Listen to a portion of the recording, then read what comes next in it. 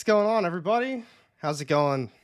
Let me, how's that music still going on?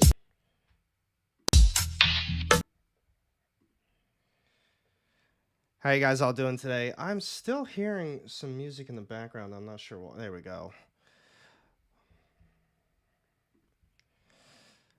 Happy Friday, happy Friday. What's up, guys? Sorry about that. I was having a lot of issues trying to get this software to work. I feel like it happens all the time, but how you guys all doing today? Made it through another week, and we got a lot of cool news to talk about today. I've got some fun stuff pulled up for to talk about with you guys. I got some videos that we're going to be reacting to. Everybody in the house right now, Lyle Hobson, what's good? Henny, John, Joseph, what's going on, everybody? Hope you guys are all having a good day. Like I said, it's Friday. Can't beat that.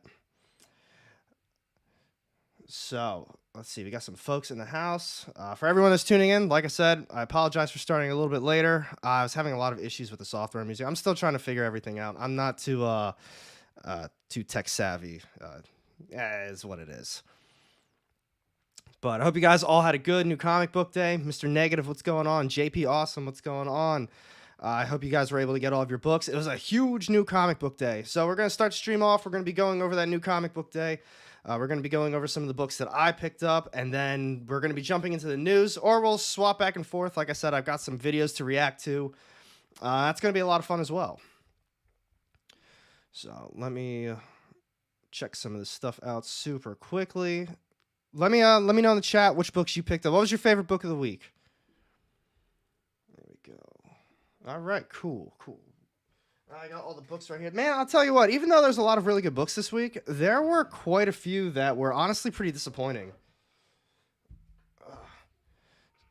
I ended up getting 13 issues. One of them I had to read digitally, and I ended up missing out on Plush. I didn't read Junkyard Joe 5. I still didn't read 4. I started panning through it, and I was like, oh, shit, I still didn't read the 4th issue.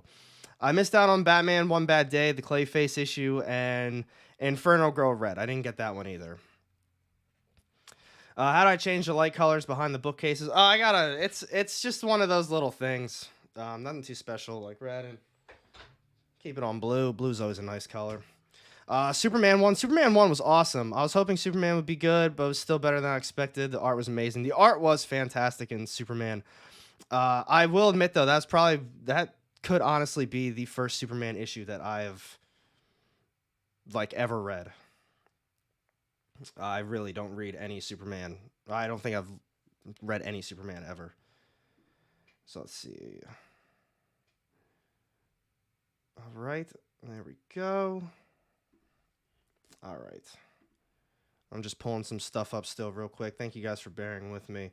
I was looking at it. I actually started a stream. I started a different stream. I don't know. I ended up looking at it. I was like, oh, that's odd. I don't know why that happened, but that's probably why I was having a lot of issues. It started a different stream instead of this one, so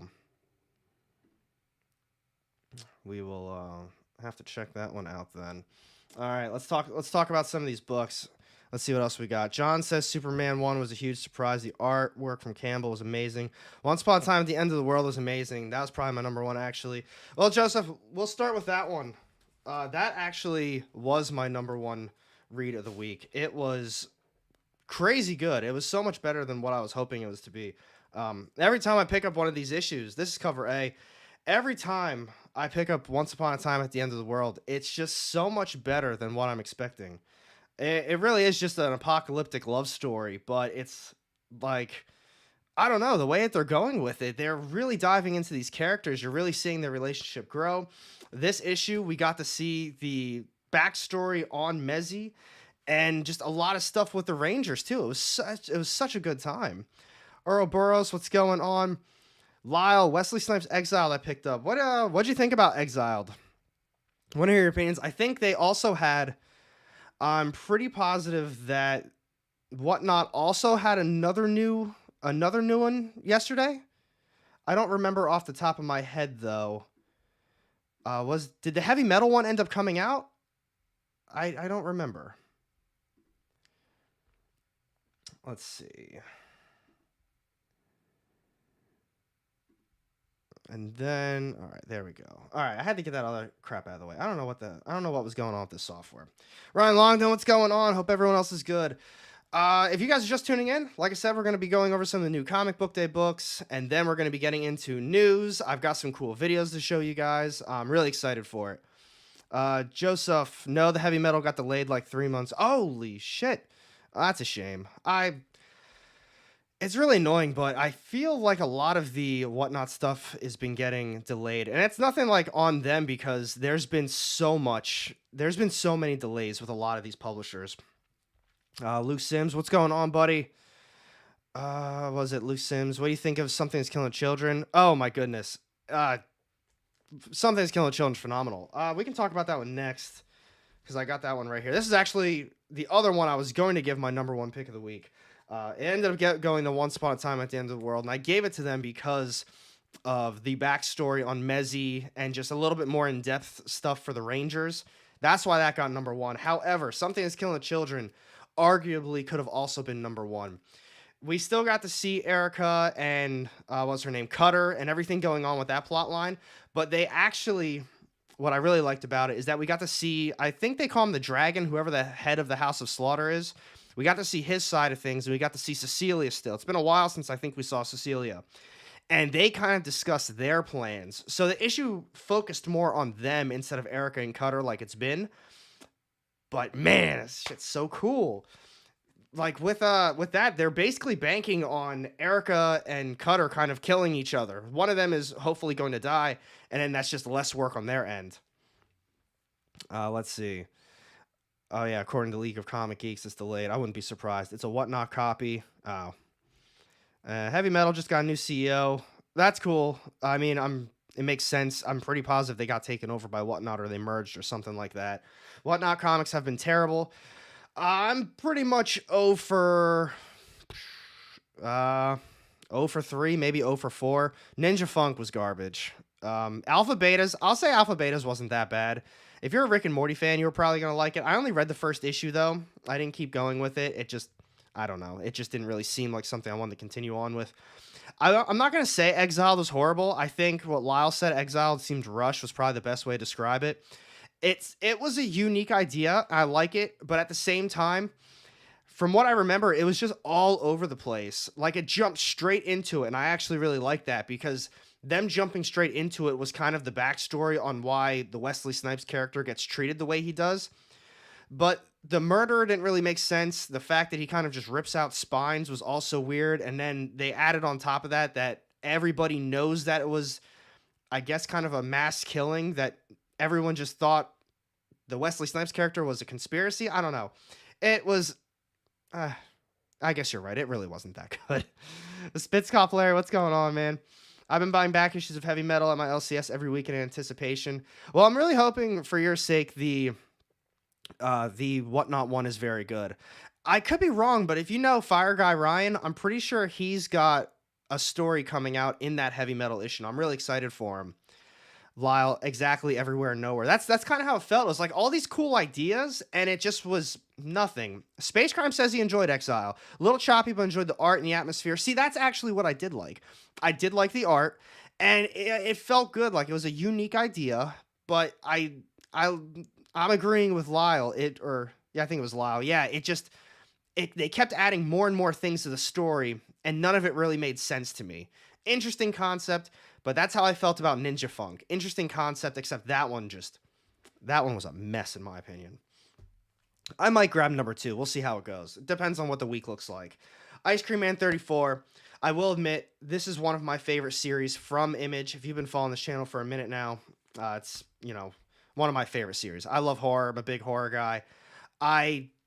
In my opinion, I didn't think this issue was all that good. It wasn't bad, but we've really been spoiled by the last, 20-ish issues at this point of Ice Cream Man. I think around issue number 20, they started doing things a little bit differently, and they started moving towards more of an actual meaning towards the story, and it makes you think a little bit, and I love that about the series. This issue reminded me more of an earlier series issue where it's just kind of a little horror story with monsters in it. So like I said, not bad, but we've been spoiled with the way it's been. Just fell. Don't know Fire Guy Ryan, but I'll definitely check him out. Oh, he's super nice guy. He's always on. He's always on with Comic Tom. They're buddies. I know he's featured in a lot of his videos. He's been on this channel before too. Fire Guy Ryan. He's got good opinions on comics. I mean, I've never met him in person, obviously, but he seems like a very nice person. I enjoy talking to him. And then I got Blue Book. This was probably my biggest anticipation book of the week. I was really looking forward to it. James Tynion. Aliens. I mean, what could really go wrong with it? The only problem is I think someone commented on my video. I actually think they deleted the comment. They said, I don't know if you realized it, but it's based on a true story. I mean, you can say whatever you want about a true story, but the fact of the matter is it was still boring. That's my opinion on it. It was nothing special. There was nothing unique about this alien story. And plus, it had a backup story for it, and I didn't think that was really good. If they would have added a few more pages, maybe, but it all just felt so generic. There was nothing that stood out to me in this issue. Will I check out the second one? Yeah, it's Tiny and then it's aliens. I stand by. We were talking about, I think, in Tuesday's stream, the Department of Truth. That alien issue that he wrote was probably one of the best issues of the Department of Truth series. So he obviously can write about monsters. He's done the whole Department of Truth so far. He did Nice House on the Lake. And it's, he's got the potential. And Lyle says, not all true stories are exciting. I agree with that, but it was, Second Street, it was okay. I think that's probably the only way to describe it. It was just okay. They, the dialogue between the characters was boring. They didn't really do much with the story. It's just all of a sudden they're leaving their home state to go on a vacation in Montreal, and a UFO starts following them, and that's kind of it. It's just the wife arguing with the husband, saying, "Oh, it's got to be a UFO. It's got to be following," and he just is refusing to believe it until the end. So it was generic. It was okay. Hugh says, "How about that foil cover?" So I picked up what I thought was cover A. We were talking about it on the Tuesday stream because I was like, "Oh, they got a foil cover. I'm definitely gonna get a foil." And somebody said, "I think it's only the title, like the only title in the name." And I ended up grabbing the foil cover without realizing. If you guys can see that on stream, right there, that at the title is the only foil on this cover. There's no other foil. I was like, what? Come on with that, man. So yeah, I thought I got cover A, but it turns out I grabbed the foil, and that's the only. I didn't even notice the foil when I ended up picking it up. Second Street. Tinian is a good writer. I'm sure he's got something in store, but it wasn't in this issue. See, I would like to believe that as well. Someone commented and said it's a 4-issue miniseries, and that doesn't bother me. That's only 4 issues, but he also did The Closet, and that was 3 issues. I thought that was pretty bad. And as good as he is as a writer, and as much as I back him up like all the time, I'm starting to think about it. The Closet wasn't good. The Blue Book isn't off to a great start. Nice House on the Lake had a pretty rough ending, mainly because they turned it into another volume. But at the same time, they didn't really do too much with that story. And on top of that, I know a lot of people who do not like the Department of Truth at all. They said it's boring as all hell. And I can agree with that to an extent. There's a lot of issues that are just these filler nothing issues. So, that's kind of a conversation of itself. Is James Tynion as good as everyone makes him out to be? Like I said, I really like a lot of the stuff he makes, but he's got quite a few stinkers. Montreal can be an alien place. I was born there. Oh, that's cool. Oh, well, that makes a lot of sense, seeing that you work all the way up in where it's negative fucking, 30 degrees sometimes? That's ridiculous to me. I got Blue Book. It's just starting. Should get better. I love the real documentary of. See, I should probably watch the real thing. I would enjoy that. Limited foil cover, very valuable. Didn't realize it was only going to be 4 issues. A little less excited now. Not as much room to move. See, that's what I was thinking too. And Department of Truth had Sasquatch, so probably not going to make it to the Blue Book. I thought the Sasquatch stuff was really good too, but at the same time, it was a bunch of those it was just a bunch of filler issues. There's so many filler issues in Department of Truth. There was a hot stretch where I wasn't even sure where we were going with the plot. I totally forgot all about it. Let's see. I've given up on James since the Bigfoot stuff in DOT and his Batman run ended up into nothing. See, that's the other thing too.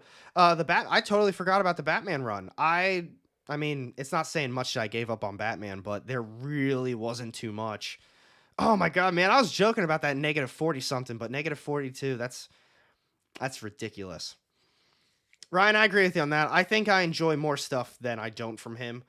I think he flourishes when he can have not a drawn out story, but when he has a lot of room to work. And I'm still unsure about what happened with Nice House on the Lake because it wasn't originally supposed to be a ongoing series or getting a second volume.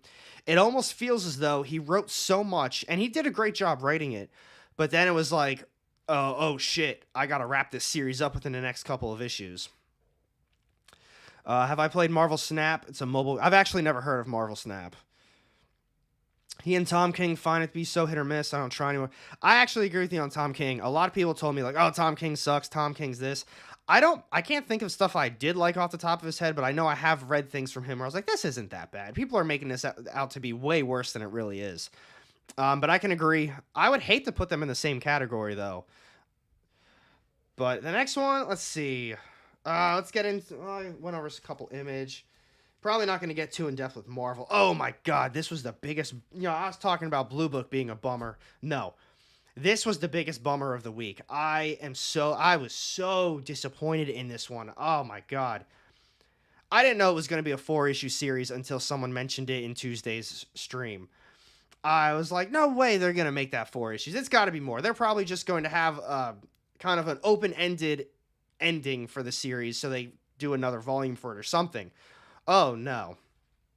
This Specs 4, it pains me to say it. It was such a massive disappointment to me.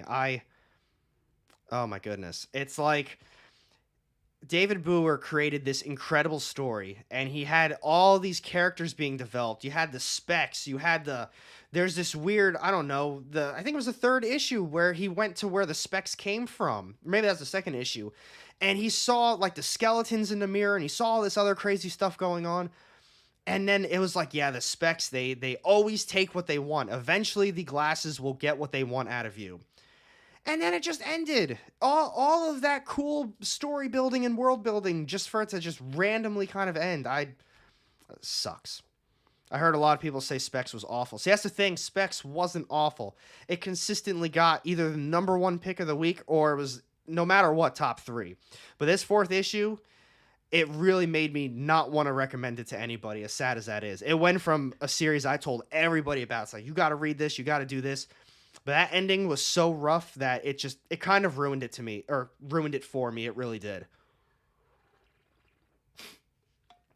Oh, Joseph L., thank you for the donation, for saving me money on buying the Specs run. Going to skip it now and save myself the disappointment. Second Stream Marvel says Specs was good, ended the way I expected, nothing too crazy. I think if I knew that this was a 4-issue miniseries, which is obviously my fault, I should have been a little bit more aware of that. But the way that it was going, I had no idea it was going to just randomly end like that. I really thought they were going to be building on it for a little bit longer. But I think if I had that knowledge going in, which, I mean, I technically did. I learned it on Tuesday. So I went into it with a little bit more of an open mind. Oh, but man, if I had no idea that this was the series finale and I just started reading it, I would have been even more bummed. But Joseph, thank you so much.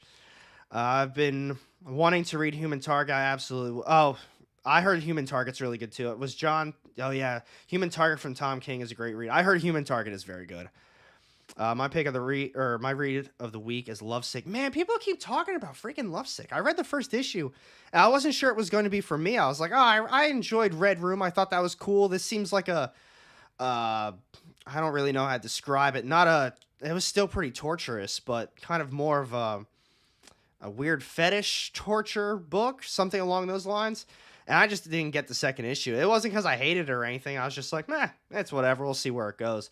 But I have heard a lot of people are really enjoying Lovesick. AR, have you been reading Green Hell? Definitely very monster horror themed. I do have to check that one out. When I was doing the previews video and I saw that there was the Green Hell #2 coming out, I was like, #2? I was like, when the hell did #1? That shit came out like a year ago. I couldn't believe it. I was like, holy crap. Yeah, no wonder I forgot all about it.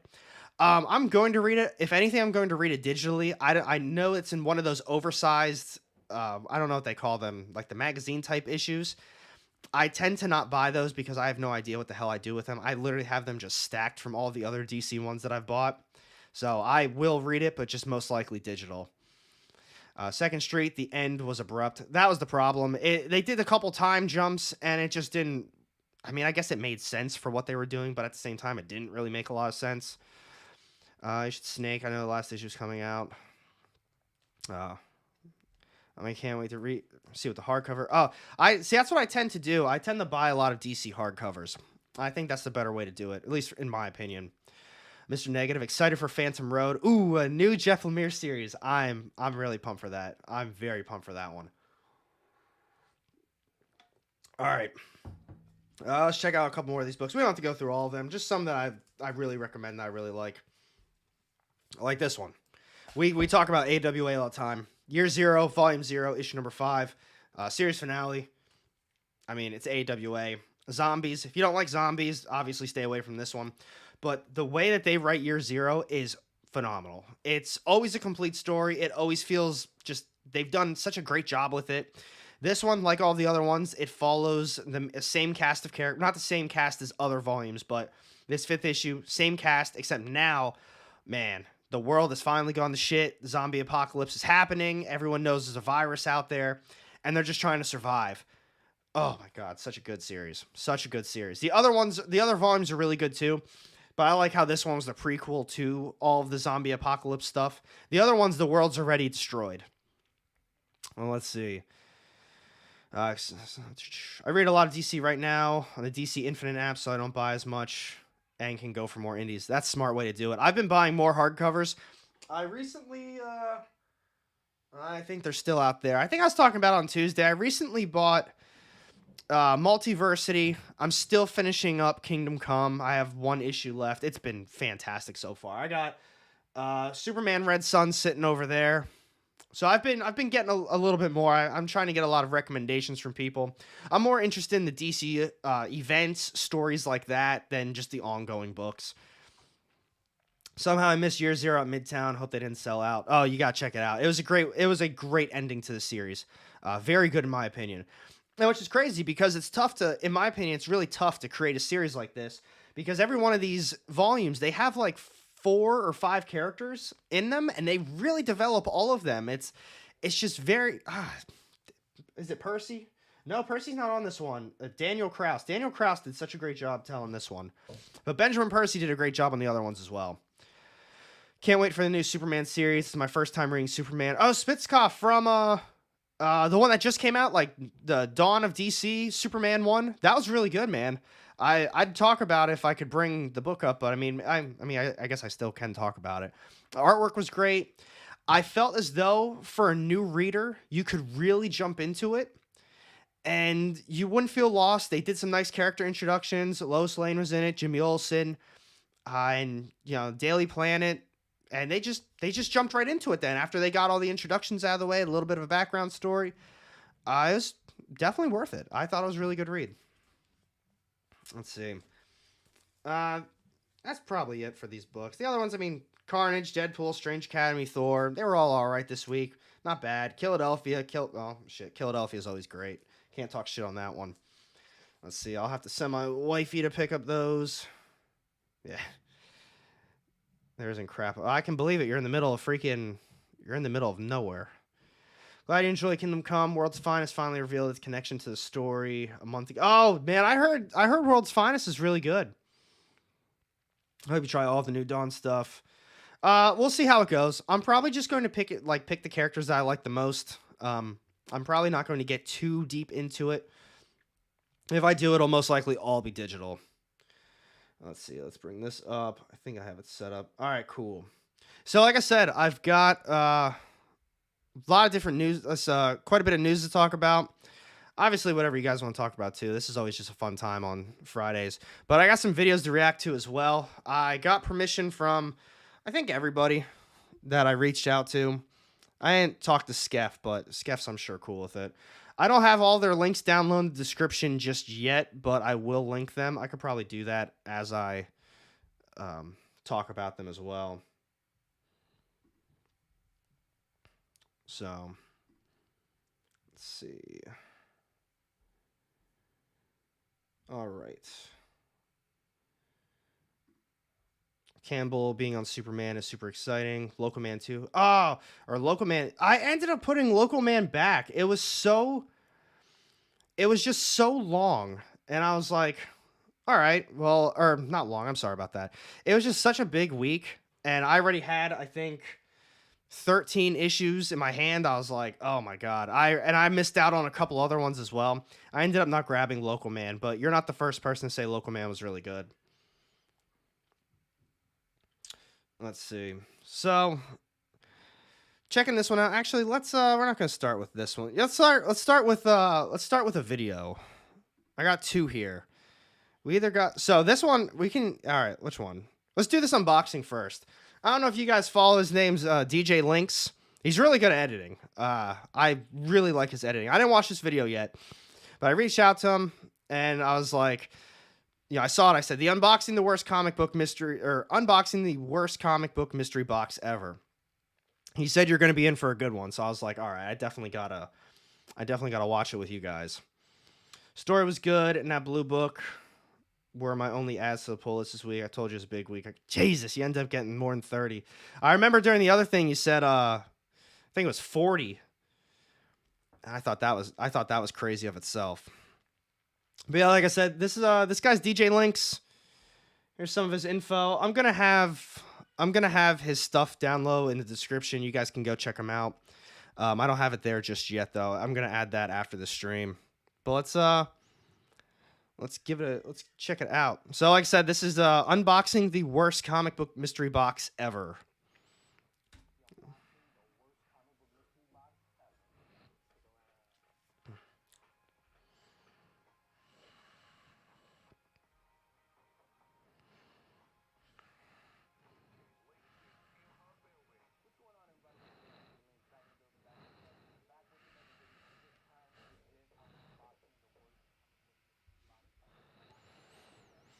So straight up, I told you guys before the video started, he's I think he does all the editing himself. I think he created literally all this. His editing skills are fantastic. I don't know if he edits for other people, but I give him props.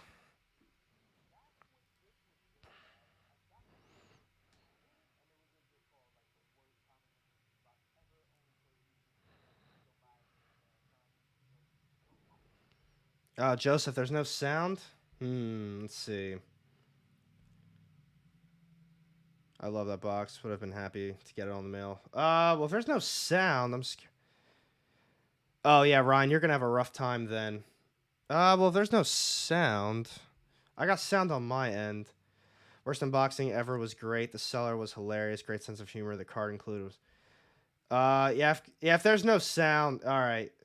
Yeah, if there's no sound, just give me a second. Let me see if I can fix that. Let's see. Window capture.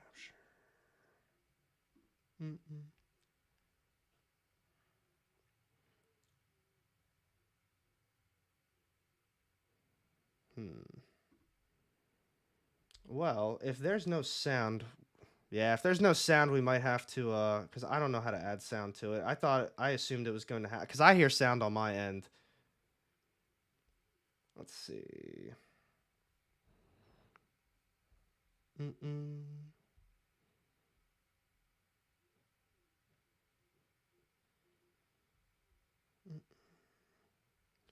Capture, built-in microphone.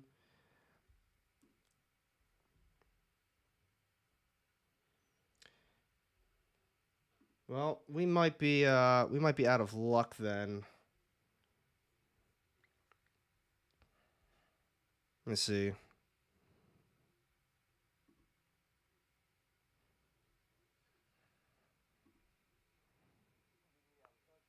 Still not.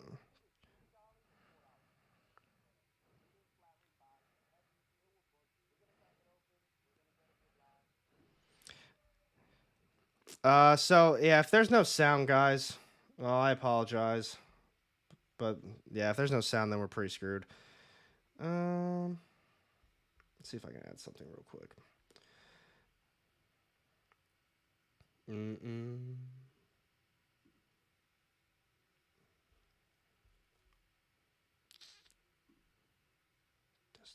All right, this might be it.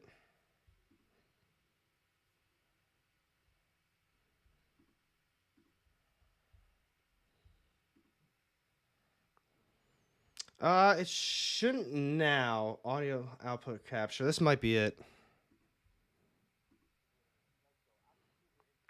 Keep me posted. Is there sound now?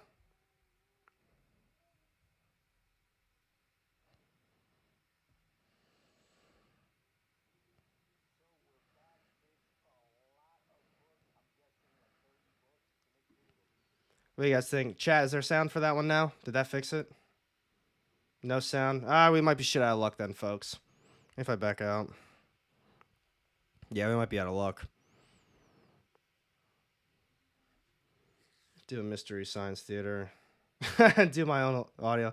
Well, I don't want to... Yeah. All right, if we got no sound, I'll have to figure that out for the next one then. That kind of sucks. I was going to say, I got sound.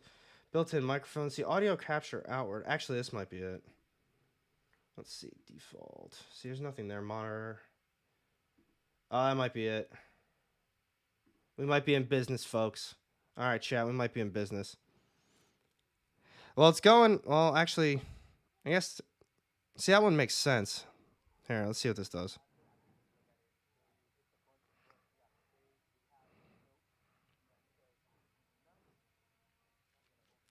Let's do bad livery. Did that fix it, though? All right. Yeah, I mean, actually, that probably didn't fix it either. All right. Well, if that's the case, well, I guess we'll go to the news. Because we got some really good news to talk about, too. No, sir. I'll have to figure that out. I don't know what it is. Maybe it is... It shouldn't matter if it's going through my headphones. Yeah, it shouldn't matter. Yeah. All right. Screw it. All right, let's talk about this then. This is pretty cool news anyway. So, Boom Studios, once again, if you guys didn't already know about them, they are... Yeah, we're screwed. Yeah. I was going to say, if anybody's got some OBS knowledge, I could try to get that going. Maybe, because it is going through my headphones, maybe that's it, but I can't imagine that's the game changer. It's still sound that should be coming through. You know, it should still be coming through. But either way, so Netflix is doing a deal with Boom Studios, if you guys didn't already know. And they've kind of moved a little bit further into it, and they've confirmed that Something is Killing the Children is going to be part of Netflix. It says, Something is Killing the Children, TV adaptation in development at Netflix from Dark and 1899 creators. That is exciting. I am really pumped for it. Looks like the guys I work with, lips are moving, but nothing... Put the headphones next to... I mean, yeah, I probably could do that too. Here, let's try that. Let's just do that. I'll take my headphones off. Let's see if that works. Because I do legit want to watch it. Let's see how this works. There we go. There's actually built-in microphone. This is gonna be real funny like this.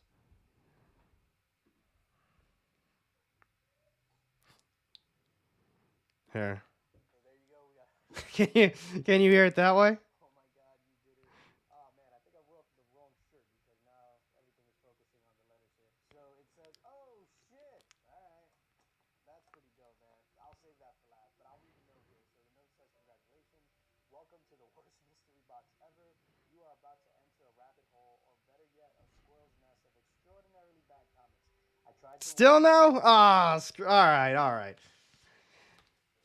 If it's still no, well, maybe a tiny bit. If it's still no, guys, I'll get it. Yeah, I'll get it fixed for next time. I'll figure it out. I thought it went through. It turns out I was wrong. Yeah, I still don't understand why it wouldn't. Because it should be. Yeah, I don't know. It should be. Just barely. Well, I guess actually, maybe I don't need my headphones at all. Here, I probably don't even need headphones at all if that's the case.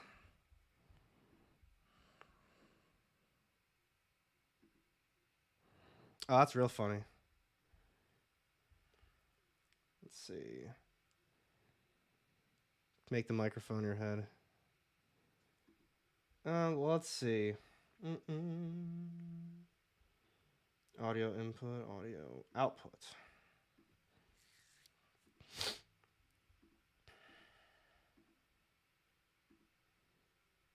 That's probably good.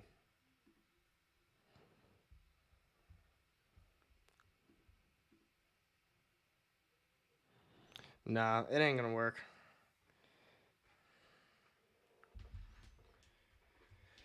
Yeah, I don't know what happened. All right. Yeah, I don't know why I was doing that. All right, folks. Yeah, technology, right? They make it so I don't know. I don't know why they do it that way. We'll go back to Something's Killing Children. Let's check it out for this one though. So, it is apparently officially confirmed as of a day ago. The 1899 creators Baron Bo Adar and Janty Fries, I don't know. They were going to write and direct an upcoming series adaptation for Something's Killing the Children for Netflix. So here's my thoughts on that.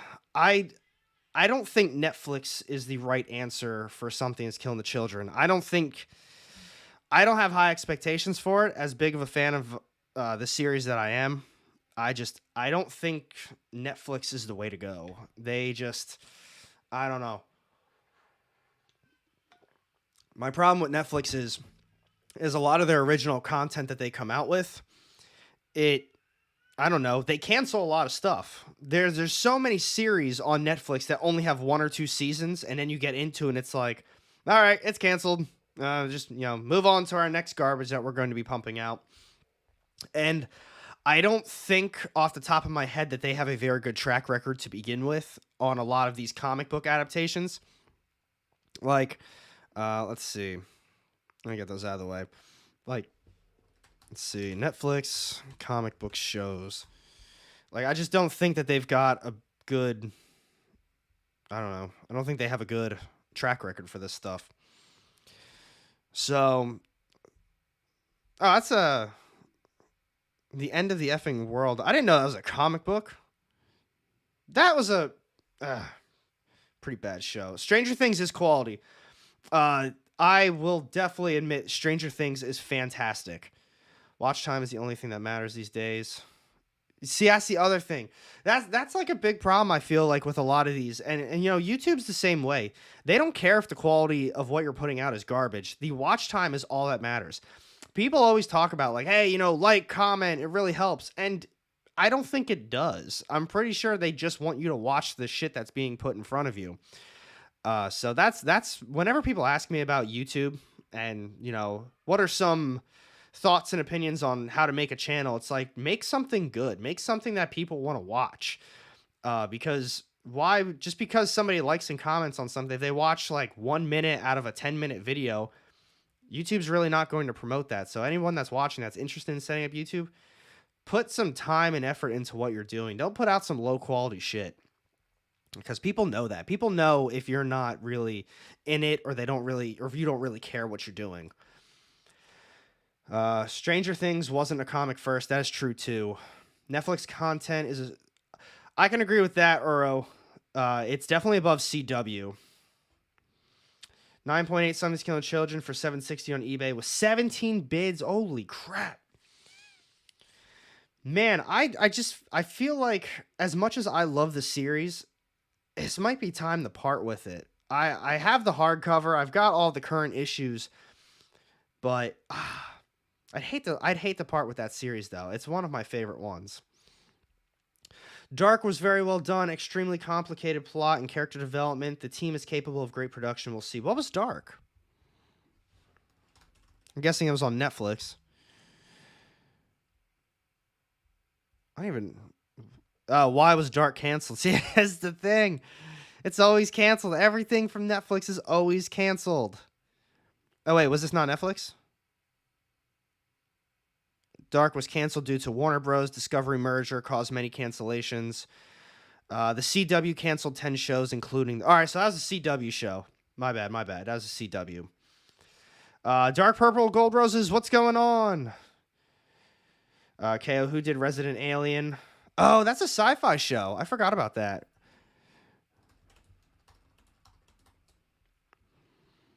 Let's see. Well, it says renewed for season 3, so at least you got that going for you. Let's see if they have it on here. Same people that are making Something That's Killing Children, right? I'm not 100%. I don't know who made this. Watch, photos, news. You'd think they'd have that type of shit on here, like the cast and everything. Let's see. Robert Duncan McNeil. Actor, producer, and director of television, film, and video games. So I guess that's who did it. Robert Duncan McNeil. I don't know who that is, though, either.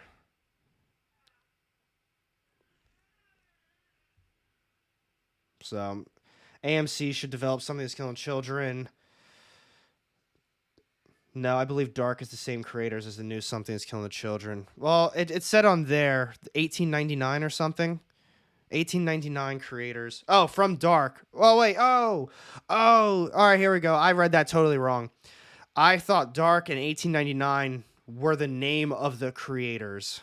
Not the same creators as Dark in 1899. That is my So yeah, you're right. The guys who created Dark and 1899 are also creating this. This guy, Duncan. Yeah, Star Trek Voyager. McNeil is most known for playing the role of Tom Paris throughout the 7 seasons of Star Trek spin-off series Star Trek Voyager. And then he previously appeared in Star Trek The Next Generation as Cadet Nicholas Locarno. All right, so he's got some, he's used to that type of stuff. Let's see. Dark was not canceled. Was the #1 Netflix German show, which was available. Oh, that's the show. I think I watched the first season of that. That he did. He played Tom. Oh, so Mark Leo. Okay. I don't even know what 1899 is. Is that... They came out with a video. That was a video game for PS3, wasn't it? Or PS4? 1899?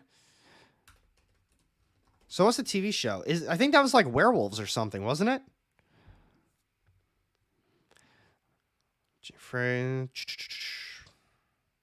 This... Yeah, I don't think I've heard of this one. Set in 1899, series follows a group of European immigrants traveling from Southampton, UK on a steamship named Kerberos to start new lives in New York City, US. Wow, that is like the most boring fucking description possible on the premise. Are you kidding me? Set of group of European immigrants traveling from the UK on a ship to the US. That is a terrible description. Yo, SMK, what's going on? Yellowstone prequel, I believe. Netflix series about a ghost ship base. All right, that's cool. So, what was it? So, who watched? So, Joseph, so you watched the first 5 episodes, couldn't get on board with it. Oh, that's why you said no pun intended. I got the joke now. That's a good one. I like that. Was this on? So, it's on Netflix, though. Premiered in 2022. All right, so most received possible. It was canceled. Oh, fucking course. Everything. That's what we're saying. Everything on... it makes sense too. Bermuda Triangle. Well, triangle right there. It's like everything on Netflix gets canceled. There's so many shows that are good, and they're just like, nah, just cut that crap. Whatever. But The End of the Effing World, that was actually a pretty decent show. I wouldn't say it was like fantastic, but it wasn't bad. Umbrella Academy. This might be an unpopular... Actually, this probably is a popular opinion. I think Umbrella Academy is better than the comic. And that's saying a lot for me because one of my favorite bands is My Chemical Romance. And so I got a soft spot for Gerard Way and, love the music. God, I just feel like I got to be a fan of Umbrella Academy, but the books were just very okay. I didn't read the Killjoys or anything like that. I stuck with just Umbrella Academy. At some point, I'll probably grab the other stuff too. But I thought the show was pretty decent in its own unique way because it really doesn't follow the books all that much. Oh, Order 1886. All right, you're right. I was like, I feel like they came out with like a werewolf game. I didn't play it though because I heard it was just like like one of the Resident Evil games. What was it? Where maybe 7, where it was very they added a lot of cinematic stuff and a lot of just like scenes, and I think that's how that game was. Something's Killing Show will hopefully bring the viewers. Oh, it will absolutely bring viewers. in my opinion. If Umbrella Academy was able to become what it is, there's no way that Something to Kill Children isn't on a higher echelon for that one. End of the Effin was great. GN also. See, I gotta read that. I had no idea that it was a book. Hey, Comic Core, baby. Yo, I just saw My Chemical Romance. I think it was over the summer. I think it was over the summer in Philly at whatever the basketball stadium is. It used to be the Wachovia Center, and I know, or Wells Fargo Center now. And I used to it was a great concert. What do most people learn from these cancellations? Most people know what's good. See, I feel the thing is I feel like everyone who watches these shows that gets canceled, they're like, this was a good show, and then all of a sudden it gets canceled.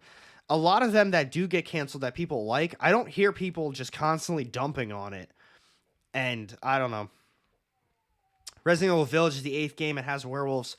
I started playing the 8th game. I didn't like it at all. I'm a big Resident Evil fan. I got the long box Resident Evil sitting over there. I think it's an 8.5 CGC or CBCS. Yeah, in the little promo book that came out in I think the 90s. So I'm a big Resident Evil guy. I will admit I didn't make it past the intro. I don't know. It didn't really seem like I was enjoying it. Most people on Netflix are casuals, I believe. I believe that too. I think people who go on Netflix just go on Netflix to, I don't know, just put something on.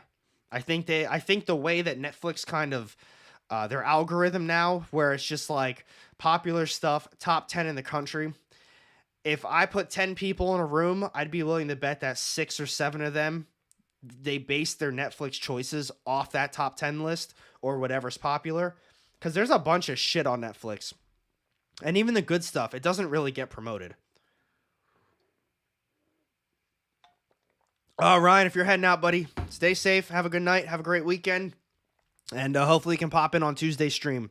I was debating on maybe doing one on Monday. We'll see. I got a good idea. I think it would be a lot of fun to do it with you guys. I was debating on doing the Marvel Phase 4 tier list. I'm going to open up a tier list tracker, have all the Marvel stuff that came out in Phase 4, and just, rate them, just rank them, which ones I thought was the best, which ones I thought were the worst. I think that'd be a lot of fun to do with everybody. Gerard Way's Doom Patrol was pretty good, too. Didn't that get canceled as well? I don't know who made that. Was that HBO? Oh, well, there's a Doom Patrol show, I think. I thought that he was on that as well. I could be wrong. So question for you. What are you drinking? It's just water. I wish it was whiskey. I might have Wild Turkey in my freezer still, but I just got good old water tonight. It's dope you saw MCR. Mikey came out in one of my... Oh, you're in a band? That's sweet. No, I didn't know that. Once we were on tour and played for a hometown gig. Real sweet guy. Oh, dude, that's awesome. They were one of the best concerts I've ever seen. I've wanted to see them since I was a kid. First time I ever saw that Helena music video, I was hooked. That was a wrap. Do that for Dawn of DC titles also. For what? But either way, so that's Doom Patrol. I thought he was on with the show. What else do they got? I'm not okay with this. What is this one? Propelled by captivating performance, blah, blah, blah, weaves an intriguing coming-of-age tale with black comedy and teenage angst. Story follows Sydney, a teenager, navigating emotional role. All right, that doesn't sound that good. That one sounds like it probably did get canceled. Lucifer. Oh, produced by Fox. I was going to say, I didn't even know Lucifer was on Netflix. I'm hyped for the new Resident Evil. Is there another one? Is it the remake? For remake of 4? I'm drinking vodka with pink lemonade. Ooh, that sounds good. It's a little chilly where I'm at right now, though. That seems like a summer drink. Oh, but you're in Florida, aren't you, John? Or I think you're in Florida. Somewhere south like that. Oh, for the Monday one. Oh, was it Dawn of DC titles? Well, if I start reading them all, I'd rank them. Just start reading Something's Killing Children. Phenomenal writing. So glad you're doing doing lives now. Oh, Mythical Beast. Dude, Something's Killing Children is top notch, bro. This shit's so good. Heading back to work, but I'll catch the rewind. Have a great day, AR. Oh, you too, man. Stay safe. Have an awesome weekend. And thanks for tuning in, buddy. It was bought by Netflix after Fox canceled it. Lucifer, that is. Lucifer got oh yeah, Netflix picked it up. All right, at least that's really good. That's awesome. That's kind of shitty that it made like this list of cancellations when in reality it got repicked up.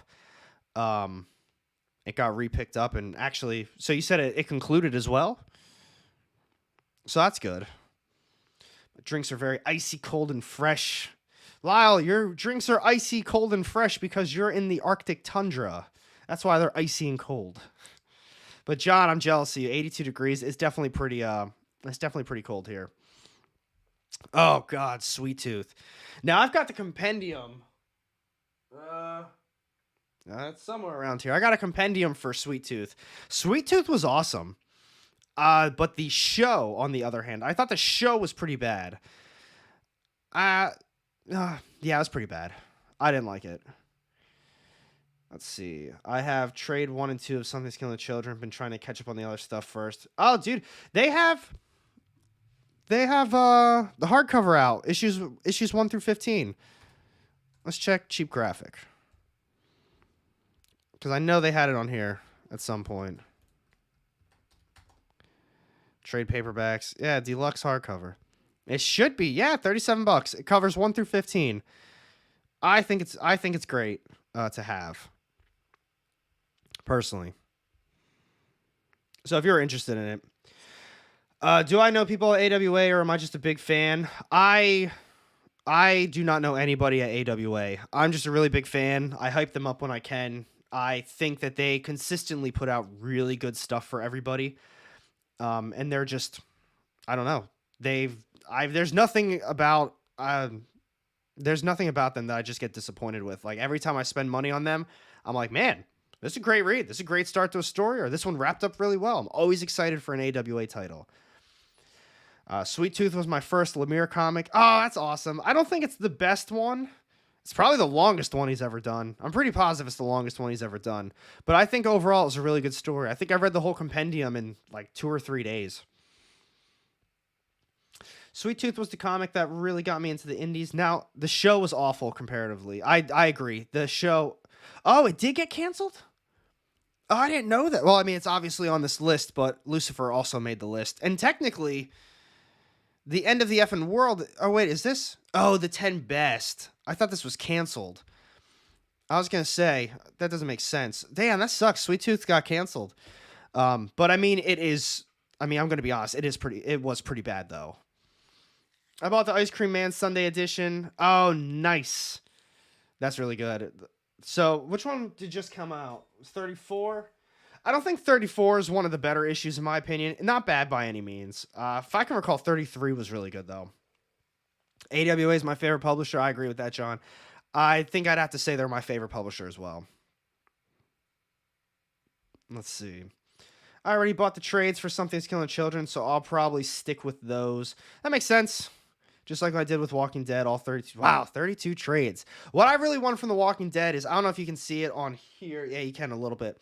I got the 4 compendiums, but I want those, whatever those hardcovers are. I forget what they call them. If there's like the deluxes that they did, I would love to have all of them, but there's too many.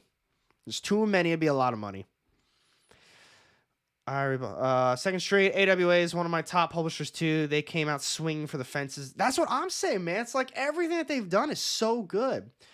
Passionately, I've only read Casual Fling. Great one. Not All Robots. I don't remember if I actually finished Not All Robots. If I can recall, that was one of the series I was reading when I moved last year, and then swapping to a new the shop that I work at now. I don't think I ended up getting that one, but I don't remember. Captain Stabbin, hello peeps, what's going on, buddy? Thank you for tuning in.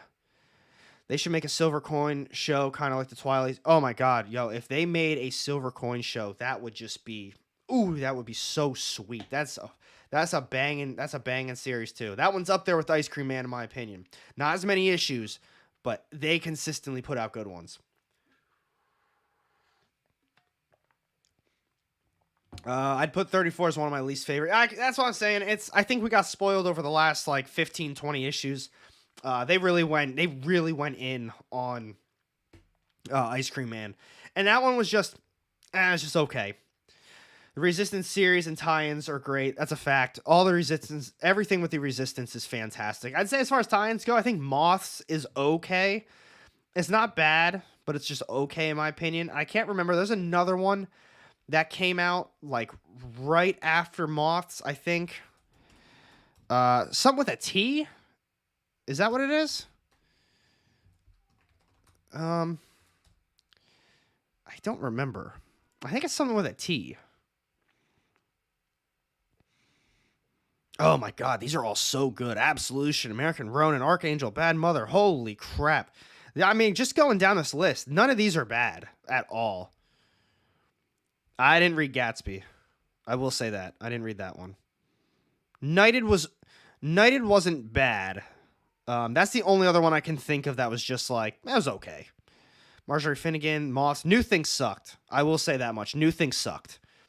Jones's was also really good. That's not the one I'm thinking of, but that one's very good. Telepaths. I knew it was something with a T. Telepaths wasn't bad either. It was better than Moths. Out was cool. Primos wasn't that good. But Old Haunts, Red Zone, that one's coming out shortly. Redemption's great. Sacrament, Red Border. Damn. These are good. Resistance Uprising, Reborns. Yeah, if you're not on AWA, you gotta check this one out. What else? So what other comic ones? That sucks about Sweet Tooth, though. I would have at least liked to see a season 2 just to see where they went with it because the story is very good. But yeah, that show sucked. Tear Along the Dotted Line. I've never heard of this one. Loco Man was awesome. Damn, everyone keeps saying Loco Man was so good. That sucks. I didn't pick that one up. No, Joseph L. There's how many issues of Silver Coin are there? I think there's definitely over 10.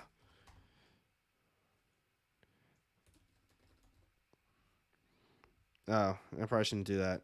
Probably should put a comic, huh?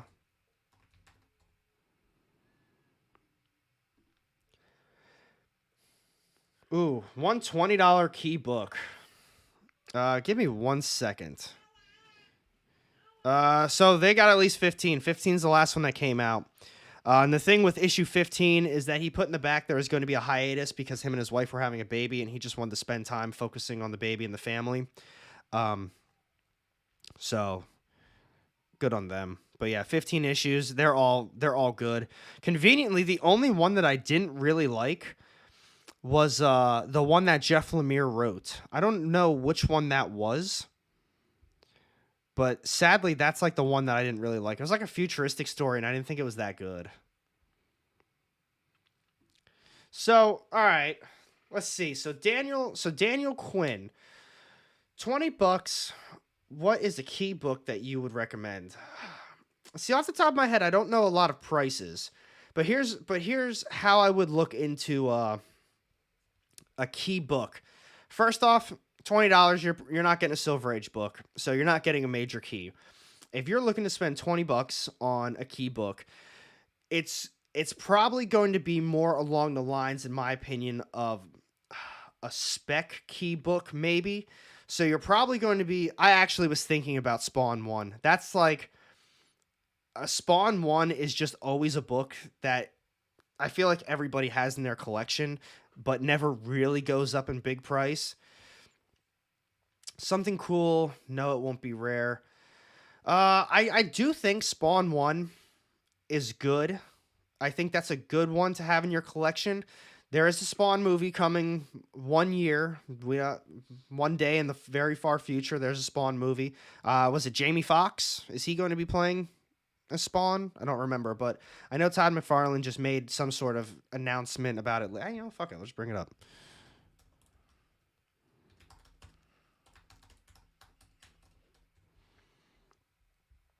Let's see. I was going to say, is it this? Oh, October 5th. I thought he just said something very recently. Spawn movie news. Todd McFarlane announces new writers. Jamie Foxx still set to star. So, yeah, it's eventually, hopefully, going to happen. But I think that's something, yeah, Spawn 1 is like the Bible. Every comic collector has one in their collection. And the crazy thing is I feel like a lot of collectors probably have more than one copy and they don't even realize it.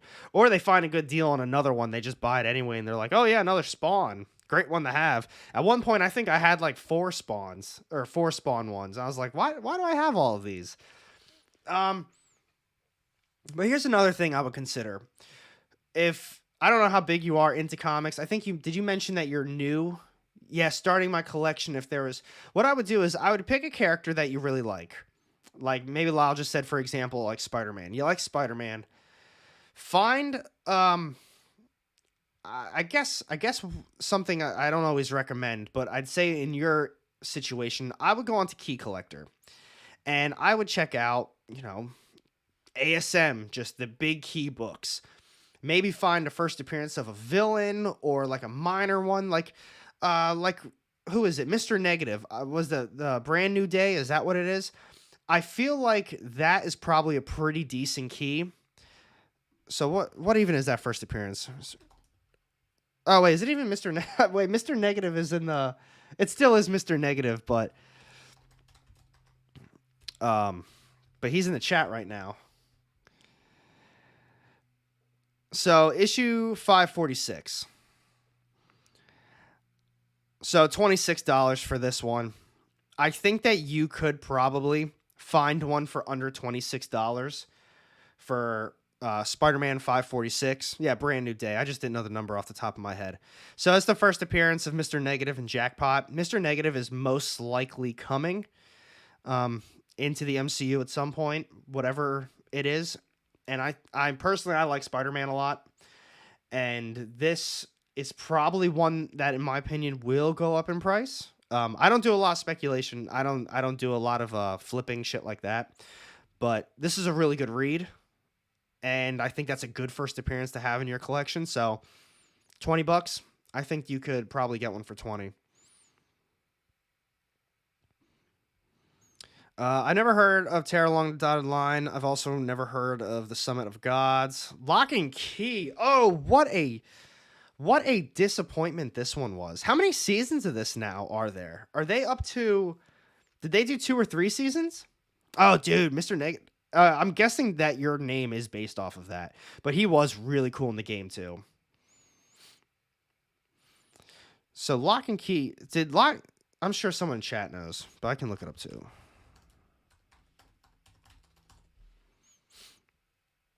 Confirmed April 22nd that Lock and Key would be done and dusted with after season 3. In a joint statement, they expressed that it felt the show had reached its natural conclusion. They're still making Lock and Key comics. Lock family and their Key House adventures to a satisfying conclusion. Preston, what's going on, buddy? Hello, all. It got cold here quickly, just not as cold as Lyle. Oh, Preston, if you missed it, Lyle said that it was negative 43 earlier. That is wild to me.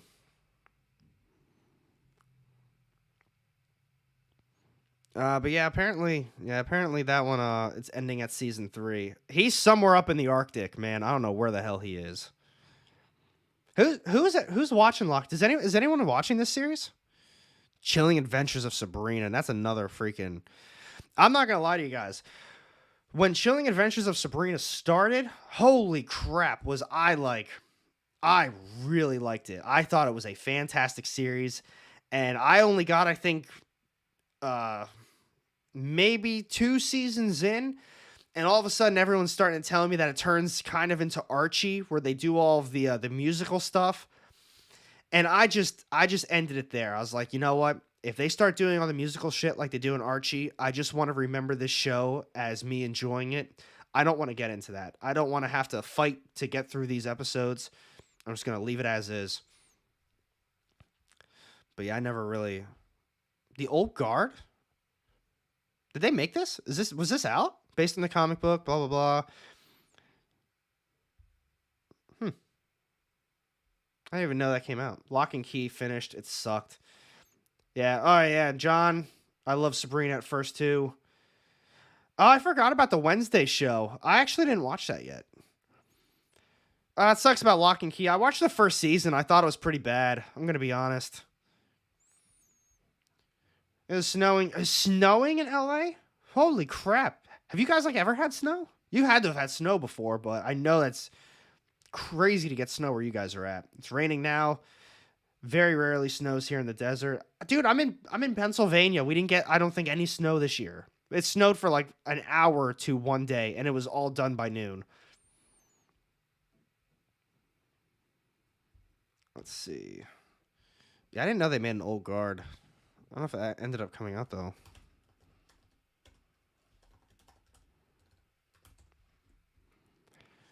Let's see. Old guard 2020. What? Man, I'm behind the times, huh? Snow, just acid rain. Oh, wait, so this was a movie, not a TV show. That's cool. 1989 was the last LA snow. Yeah, this world's going crazy, man. This world is going crazy. Oh, so we were talking about Mr. Negative. So my dude from The Walking Dead, Steven, how you say his name? Yeon? I don't know how to say his name. I'm pretty bad with like all names. I butcher everything. But the Walking Dead star, which he killed in, by the way, did a great job. He's about to be in the Thunderbolts for the upcoming movie. But it says that the character is not only significant to this film, but could also return down the road in future MCU films and series. Now, I've read a different thing where they were saying who he could be. But the one that I keep seeing the most for is hopefully Mr. Negative. And oh man, I think he killed as that character. I don't know who else they would really, I don't think that character would really, really make a role in Thunderbolts though. I guess I could be wrong about that. But I was going to say, I don't think it really mentions. Oh, dude, Mayhem. Yo, if you guys didn't see this movie, I know it's on Shudder. This is a really good one. Do you mean the guy from Invincible? Was it? Oh, he was the lead voice, wasn't he? I don't think I didn't watch that show yet. He's going to be Amadeus Cho. Oh, I guess. Well, no, Amadeus Cho, that's a kid, isn't it? Amadeus Cho's like a teenager. I don't think the age would line up for that one at all. Apparently, he's a variant of Kang. Don't quote me on that. So, all right. So I still didn't see Ant-Man, so I don't want to hear any spoilers on it just yet. Although I guess I don't particularly care if it gets spoiled. It is what it is. It's my fault if I don't see it at this point. But I was talking to a few people who didn't like the movie at all, and they're saying, Kang was probably the best part about the movie. And I'm seeing all this other stuff that's saying Kang shouldn't have been in that movie. And it really got me thinking because, I was having a sit down. I was talking to my boys about this one. And they were telling me, they're like, everyone loved Thanos. Like the entire world tuned in to watch Thanos just destroy the Avengers. And they were excited to see the next installment of that. And they were like, why don't people care about Kang as much? And the way that we were talking about it is, they spent, 10 years building up the Avengers and Thanos to get the Infinity Gems. And that entire thing for the Infinity War, that took years to build up. You didn't really see Thanos in any of the movies outside of end credit scenes. And I don't think he actually was in any of the movies besides end credit scenes. Not 100% on that, but no matter what, he didn't play significant roles in anything.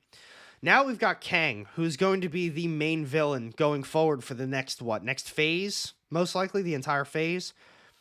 He was in Loki. Well, one of the variants was in Loki. We have not seen him in a single end credit scene. We haven't seen him in a single thing outside of now Ant-Man. So the thing is with that is that there's no build up to this big bad, just this big baddie of Thanos. The same thing with Kang. They didn't build him up for anything. And people just don't care about that like they cared about Thanos. They spent years waiting for Thanos to hit the big screen. And when he finally did, it was the biggest, baddest thing like that a lot of people have seen in Marvel movies. But now with Kang, we saw him as like this toned down dude in Loki that was like, you're not going to like my other variants. I'm not a bad dude, but the other ones, they're not that good. And then we had all these movies because Loki came out in December? A whole year ago, December. And now we didn't see him in any of the other shows. We didn't see him in any of the end credits of the movies. And they just kind of threw him into Ant-Man. I think they really missed an opportunity of showing us Kang behind the scenes. Even in the TV shows, maybe they could have done a small thing here and there, but they should have spent that entire year of movies prepping for Kang. They should have showed him the entire Phase 4. And it's just, you threw this character into a movie expecting everyone to just be like, oh crap, Kang is here. So what if Kang is here? Kang apparently hasn't done shit the entire time. And that was just my opinions on it. I guess that's why a lot of people didn't really completely care about the movie. And they were like, oh, it was just okay. It's because there was no hype for it. There was no reason for Kang to be in that movie. If any, I mean, they still could have went into the whole quantum realm and maybe they showed a variant of Kang, or maybe they ended the movie with him coming out in the suit or something like that. I don't know. But that's just what I thought. My 2 cents as preach, brother, all my thoughts. Like I said, I didn't see the movie. I can't say it was really good or not good at all. That's my opinions on why some people might not like it. Daniel Quinn, I think that's the other thing as well. And I was talking about this on the Wednesday live stream on the Experience. And I said I don't really think that we're going to be able to capture that Phase 3 Marvel magic anymore. I think that was it. I think that was peak Marvel. I'm not saying things aren't going to get better, but I think that was a special moment in just cinematic history. I'm going to go to those lengths and say that, because they've built this entire storyline up for 10, maybe even over 10 years. They worked so hard on it. They meticulously put all of these plots together, and it all led to this moment. And the entire world tuned in for it. People who do not like Marvel was like, I need to know what happens. Everyone's talking about it. They made all these toys. They made everything. Everything in this world at one point was focused on like Infinity War and Endgame. People were waiting for the next movie because they wanted to see what was next for Thanos. They wanted to see what was next. And we didn't get a single ounce of that in Phase 4. There really was no, well, this is next, outside of the multiverse. And to have Kang be this big bad villain with no lead up, to the average person's eyes, he's just another villain. He's just Ant-Man Ant-Man Wasp Quantum, or what the hell is the movie even called? Quantumania. It's just, he is the villain of Quantumania. That's what I think a lot of people view it as. It's not that he is the Thanos of Phase 5. He's just the villain in this movie. I enjoyed Ant-Man Wasp much better than... God, I hope that's not the comparison, because Love and Thunder was probably one of my least favorite movies for Marvel. That was god-awful. No, that's good, though, Jeff. Like I said, I didn't see the movie. I'm just trying to say why I believe a lot of people might not like it as much. And that's why the average person isn't going to see it. And it's probably why a lot of movie critics are kind of just dogging on it, too, because it's just another movie with probably poor CGI and kind of all over the place script and some random humor thrown in here and there. I remember even Kylie Jenner and Travis Scott posting about that. That's saying something, man. You know, if Kylie Jenner and Travis Scott are saying about that, yeah, it's probably just felt. Was Natalie Portman not good in it? From what I remember, I think she did well. I don't know if she had enough scenes. I don't think they really, I think from what I remember, it was really odd that they brought her back into the plot and they didn't do a whole hell of a lot with her. And I think a lot of her lines were pretty bad. And oh my God, Thor was a train wreck in that movie. And I think Gore, the God Butcher, was also a train wreck. I think his whole story was pretty scattered and not that good. And that's some of my favorite Thor stuff, like that whole God Butcher run. Loved it.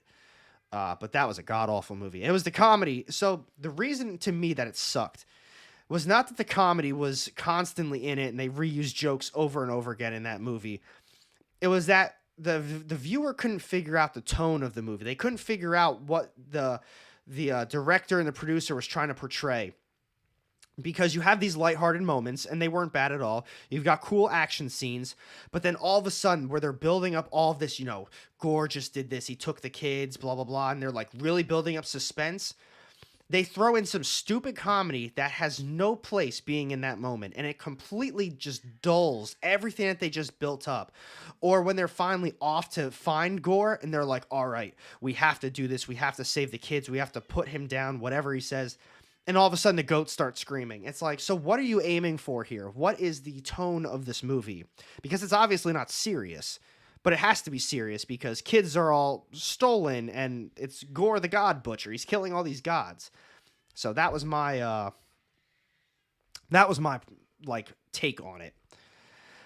Jeff Martin, she was good in the movie, just tried too hard to be funny. And that's what it is. I think her lines were really bad, but I think she was fine. I'm hyped for Damien, Brave and the Bold. That should be good too. Bobby Rose, hi, new. Oh, what's going on, Bobby? I hope you're doing well today. So this is like my Friday stream. We hang out and we go over a bunch of news that's going on in the comic book community. I had videos I was gonna react with you guys to, but I couldn't get the volume to work on it for whatever reason. So right now, we're just talking about this one specifically was that the Walking Dead Stephen Yeun is going to be playing a significant role in Thunderbolts. And then we just kind of got off track talking about some of the other movies and just stuff like that. But we do this on Fridays, kind of like a recap of the week. Tuesday, we do a live stream talking about all the upcoming new books for Wednesday. Tons of fun. I love doing these live streams with you guys. So it's cool to see you pop in. Figure drawing. Oh, figure drawing. What's good, man? My 2 cents. Trust Gunn. LOE shouldn't have connected animation to the movies. I think James Gunn will do well. I'm not a hater like a lot of other people are, but I'm also still skeptical. I think he's made some bad calls already, and I don't think the lineup itself is all that great of a DC lineup. But at that same rate, hey, what's going on, CAKS? It's all good, man. It's a lot of fun. I'm going to be going for a little bit longer. So I don't think that... see, like I said, I think James Gunn was in a tough spot. What are you going to do? So you're telling the world, yes, we are restarting DC once again. Do you really go to Batman, Superman, Wonder Woman, Aquaman? Do you really go for the Justice League style of characters once again?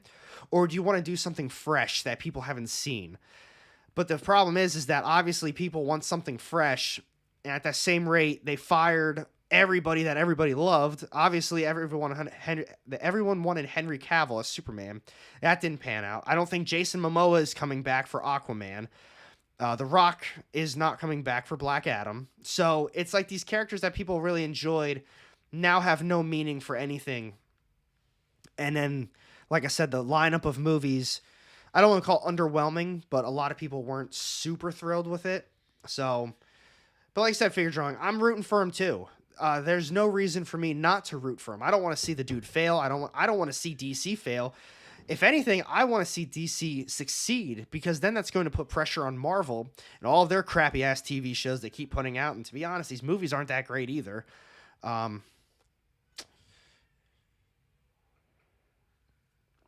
think it's good for the market. I really do. Like Bobby just said, I think it's good. It's good to have competition. Henry Cavill has gotten the absolute shaft in Hollywood. I believe that too. There's no reason for him to just be this meanderer of an actor right now. I mean, Superman, he is Superman. But then on top of that, he was also Geralt from The Witcher. And now he's not doing that either. He definitely got screwed over. Really annoyed they couldn't tie in the Batman, the Phoenix Joker. I totally agree with that too. I love that Joker movie, and I'm not exactly sure how I feel about the second one. They're saying it's a musical, but it's also got Lady Gaga in it, and I think she's a great actress. Let's see. Why Gunn didn't choose to write a final Cavill Superman movie? Shrugs. See, that's the thing. Like, just give the people what they want. I feel like it's not that difficult of a thing. If I was a major producer of a movie, like if I was in James Gunn's position, I would be all over the internet. What is everybody saying? What do people want? I'd be in all these forums. Shit, I'd have an anonymous account and I'd start commenting, be like, "Oh, what do you think about this, guys?" And I feel like it's that obvious. Like when people say like, "Oh, we want to see Batman," we like, yes, I want to see him with the Joker. Mesh the shit together then. Put it together. You want to see Cavill as Superman? Everybody loves you. Bring him on back. And I don't know. I just think they kind of said, "Screw it, we're going to do our own thing." And that's not always it. I mean, look at Spider-Man No Way Home. Everybody always said, "We want all this we want all the Spider-Mans to come together. We want Tobey Maguire. We want Andrew Garfield. We want Tom Holland. Let's get this multiversal shit together. Let's see them." And they did that. And the plot of the movie was okay, but everyone was just riding off that nostalgia. They were like, "Yes, my Spider-Man is in this movie that I grew up with." And you hit the other age group that had Andrew Garfield growing up, and you still got Tom Holland. That was fantastic that they did that. And I just think it's that easy. I mean, obviously, if it was that easy, everybody could do it, and they're not doing it. But I don't know. That's just what I think. The problem is these creators are calling the fans toxic and things. That's the other thing, too. They don't care about what the fans think, unfortunately, which also sucks. Sonic was the perfect example. If you listen to fans, you get rewarded. Yes. Everyone just ragged on Sonic, how he looked, something else about the trailer, and what did they do? They changed it to how fans wanted, and everybody loved it. Everybody was happy. They're like, "Wow, they actually listened to us," and now we loved it. And I think it is, like I said, I think it's that easy in a lot of situations. Charles Thomas, let me bring it up. We're done talking about the Thunderbolts. Well, I guess the Thunderbolts we can talk about, but what are we doing? Oh, Joker musical. Sonic movies have been good. Dude, they're very good. Here we go. January 15th of this year. Joker 2's musical sequel is both logical and surprising, according to the composer. Joker 2 composer, I'm not even going to butcher that one, finds director Todd Phillips' decision to make the sequel a musical both logical and surprising. I don't know why. That's the thing. Why make it a musical? I feel as though everybody that saw the first Joker loved it. Everybody said it's fantastic. And I don't understand why you wouldn't continue off of that. I don't know. You think Cavill will be in the Flash? I don't know. I wouldn't be surprised because obviously they're doing some sort of multiverse type shit in the Flash. I don't know that Flash storyline like other people do. Was it Flashpoint? I don't know what that storyline is. I haven't really been seeing the trailers either. I'm trying to go into it with a clear mindset. And I wouldn't be surprised if maybe he makes an appearance, but at that same rate, I also wouldn't be surprised if they cut him out because of everything that's going on, and they just kind of didn't want to give more fans hope, like what they did with Black Adam. Totally fans would be hyped if Cavill had a non-Snyder chance to play Superman. Gunn is a great writer, and Cavill... That's what I think, too. See, that's a lot of that's the thing. I feel like the whole Snyderverse, people are so back and forth on it. AR, oh, what's going on, Comic Chef? I hope you're doing well, buddy. We've been live for like an hour and 20-ish minutes. I had trouble with the software going live. I actually started a whole separate live stream, and I'm thinking like, why is it live, but it's not live all at the same time? So there's like a 30-second live on the channel too. It's just like the intro video. KO Hearn, 6:30. I feel you, buddy. You got to head out. Monday? Maybe. I might do a Monday. We're going to see how it goes. If I end up doing the Monday live stream, everybody will know by Sunday. But 100% on Tuesday. Going to be going at 5 o'clock talking about the new comics. I don't even see how that works. It's like there was one great scene where Joaquin dances and they were like, let's do that for 2 hours. Yeah, right? They had that one little moment, and they're like, we could do this for a whole movie, and I think people would really like that. No, I don't know about that. Last of Us changed very little. Fans love, make money. Oh, dude, The Last of Us, I don't know if you played the game, but I was huge into that game, and I absolutely love seeing how they incorporated actual scenes from the game into it. Like, not one perfect, but pretty damn close. Like when Joel and Ellie were driving the car and the guy jumped out in front that pretended to be hurt, and all of a sudden there's people like shooting at him and whatever. That was awesome. The whole scene then with the sniper in the building. Oh my goodness. Oh, so good.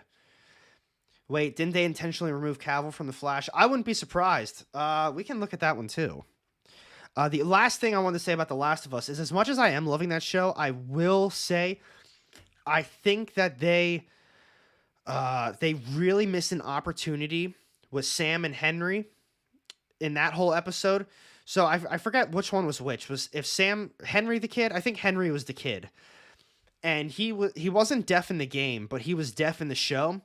They absolutely missed out on an opportunity at the very end of that episode when all hell is breaking loose to have like a 30-second scene or a 45-second scene of complete silence with chaos going all around it, and he's just like there trying to absorb everything going on.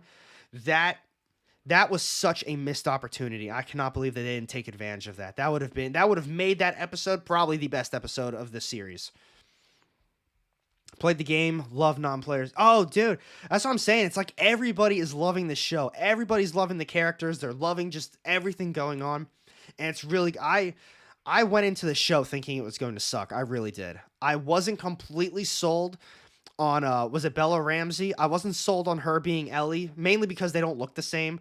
And I know that sounds so stupid, but you got to admit, when you play a lot of video games and you like really love a game, you want the characters to look the same. You want them to resemble what you've been playing all of these years. And I was like, you know what? We'll see how it goes. The show right off the bat, I was hooked. I was like, you know what? Everything I said about Bella, everything I thought maybe about Pedro, no, great. They're both perfect. I love it. He did fire his agent. I don't blame him on that. Yeah.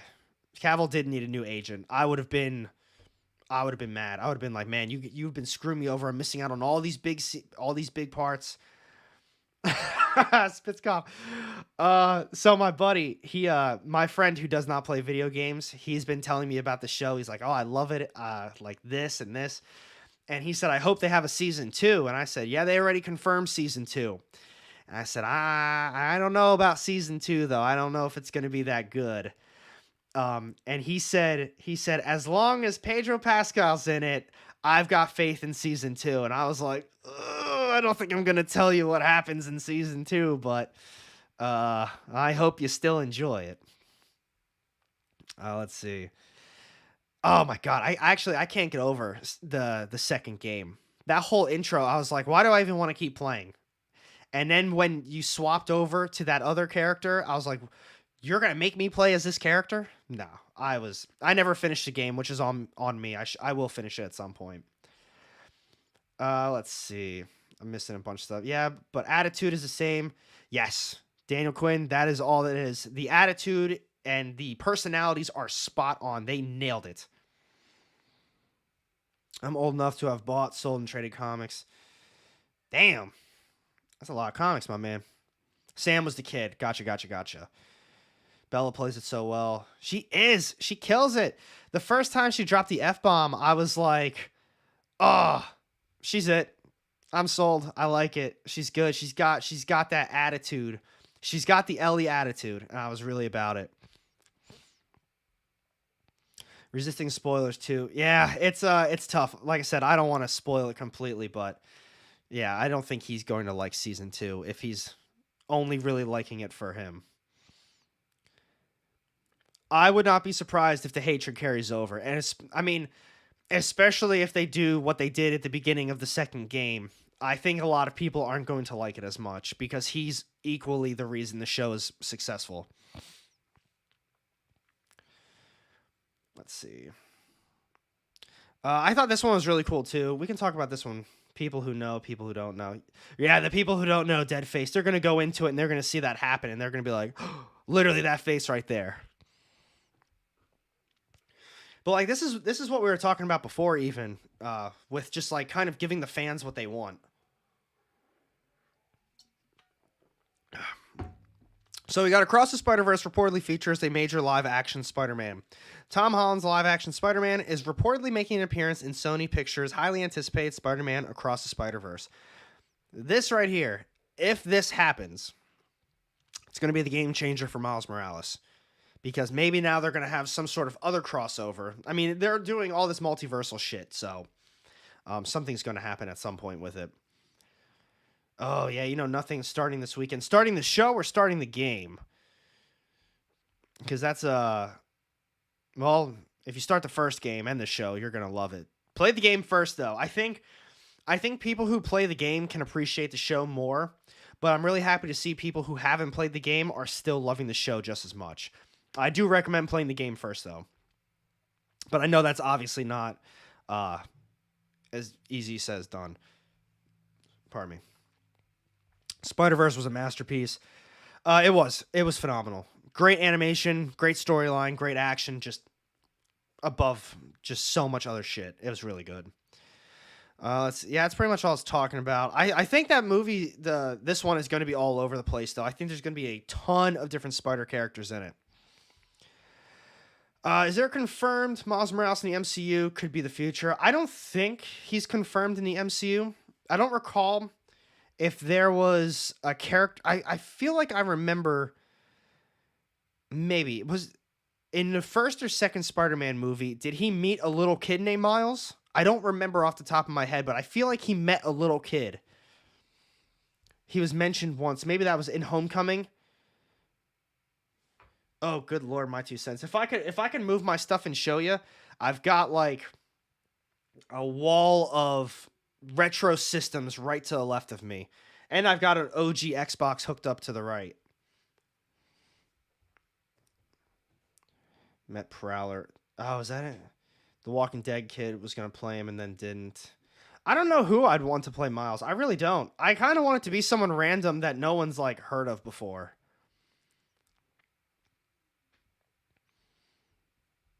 Let's see. I think that's pretty much that for that one. Let's see. They mention anything else about it? Yeah. Sequel will once again feature the voices of returning cast members. That's cool. Nicolas Cage wasn't asked to return for Spider-Man Across the... Was he in the first one? Let's see. Anyone else but me excited for the new Walking Dead shows? I'm stuck with all 11 seasons. I personally stopped watching The Walking Dead because I love the book so much. I was a little unsure. I thought the show was boring. I know it got a lot better. That's what everyone says at least, but I'm not going to lie, I was a little bored with it. Let's see if there's any recent things that just happened while we're here. Ant-Man celebrates. Oh, whatever. Saga. Who's reading Saga? I feel like everybody loves Saga that reads that series. I still haven't picked it up. Let me check that one out real quick. There we go. 49 minutes ago. This is what we need to see. Sorry, Saga. But seriously, whoever's read Saga. Yeah, Miles is 100% coming to the MCU. I feel like he's going to be coming into the MCU. Probably not around Secret Wars. Or they confirmed Secret Wars, didn't they? I think that's a 2025 movie. I was the comic collector in my group. I watched all my friends play through their games. I'll ask around to see if one of them will run through The Last of Us. I bet what you can do is watch it on YouTube. I'm willing to bet money that they've got... I mean, you can do a walkthrough. That's probably the best way to do it, is do like a walkthrough. Blue Collar Dan. Hey, I just want to let you know I've been watching for a while. I've always enjoyed your take on comics. Much appreciated, sir. Keep up the great work. Blue Collar, man, I appreciate that. Man, that's awesome. Thank you so much. I'm glad you're enjoying the content. This stream didn't go exactly according to plan, so I thank you all for watching and hanging out. I had videos I wanted to watch with you guys. I couldn't get, for whatever reason, the audio to work because even once I took my headphones out, it wasn't playing through the computer for whatever reason. Oh, actually, shit. I might know why. Let's see if this works. Battery 30%. Connected to Hold on, folks. The video idea might not be dead just yet. We can get one video out the way. Let's see. He had a long video, I think. I like this one video that Midhunter, who's popping in on Comics and Chaos stream tonight. Passionately. If I'm still alive at that time, I think they do at 10 o'clock. I popped into their last week, whatever they did last week. I popped in and hung out for a little bit. But I'm not 100%. Actually, that still probably won't work. Yeah, it probably won't work. I just thought about it. I don't know why it doesn't go through the system itself. I'll get it working. Oh, it's 9 o'clock? I thought it was... I could be wrong. I thought it was 10. Let's talk about this one super quick as well. But yeah, Pashman, he's got good stuff. If you guys haven't checked out Comics and Chaos, it's Phil and Rage Theo. I've done a lot of One True Nerd King if you follow him on Instagram. I've done a lot of videos with him before. Really nice guy. Very knowledgeable in a lot of shit. So definitely tune in. Heading out, man. Love the stream. Daniel Quinn, thanks for popping in, buddy. I'm doing it again Tuesday. We're talking about all the upcoming new comics.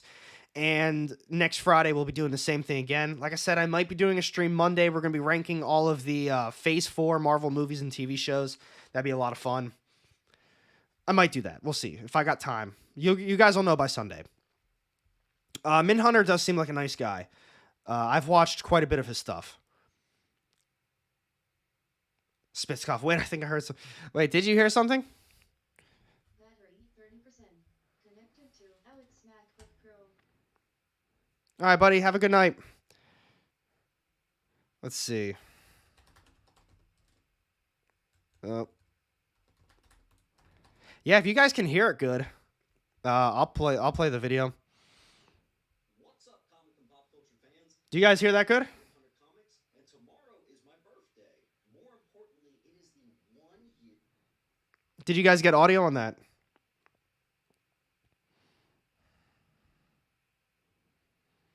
Min Hunter is great. I've edited some videos for him. Oh, Pastor, I still need to reach out to you to do some of my editing.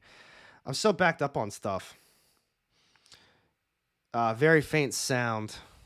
All right, well, hang tight. Might be able to boost that up a little bit for you guys.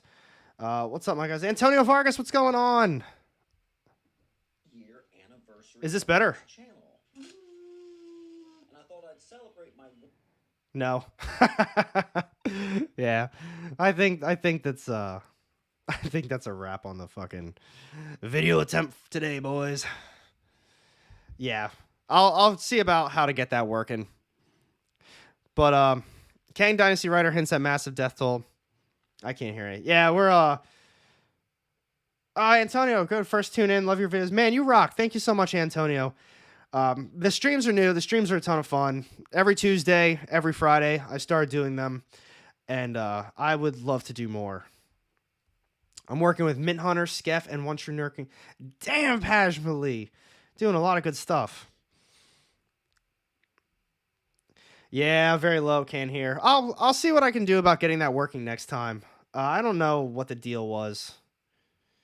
One thing people don't factor in is that Quantumania is not an event movie like Avengers. It's an Ant-Man movie. I totally agree with that. And I think that's why Kang shouldn't have been like really introduced in Quantumania. I guess it makes sense based on him being in the quantum realm like that. But at the same time, I think there should have been a bigger build-up. Just my opinion. I don't think he should have played the role that he did. But like I said, I didn't see it yet. I'm not saying it was bad. I'm not saying it was good. That's just how I kind of felt. Joseph Fell, you don't have to do that, buddy. I appreciate the donation. You rock. Like I said, the Friday ones are tons of fun. The Tuesday ones, we really get into the comic conversations, though. Especially the Death of Superman coming out again. Oh, I forgot. I forgot that was coming out again. Let's see what it says about here. The Kang Dynasty promises to be one of the MCU's most tragic films yet. Jesus, that just popped up. I'm not gonna lie, that scared the hell out of me. But like I said, thank you. Let's see. We talked about that last week. But I guess that's pretty much all the news I was gonna go over today, guys. Lots of good stuff. Let's get back into the solo. But yeah, I guess that's everything. Sadly, the movies or the videos couldn't get it going. I'll see what I can do about next Friday. I'm still learning all of this. You know, I'm using OBS. I'm still learning everything. Like I said, I couldn't even get the stream working earlier. I couldn't get the stuff set up properly. But thank you all for watching. News was great. Try and get the videos going for next time. Thank you everybody that tuned in. This was a ton of fun as always. I love talking with you guys.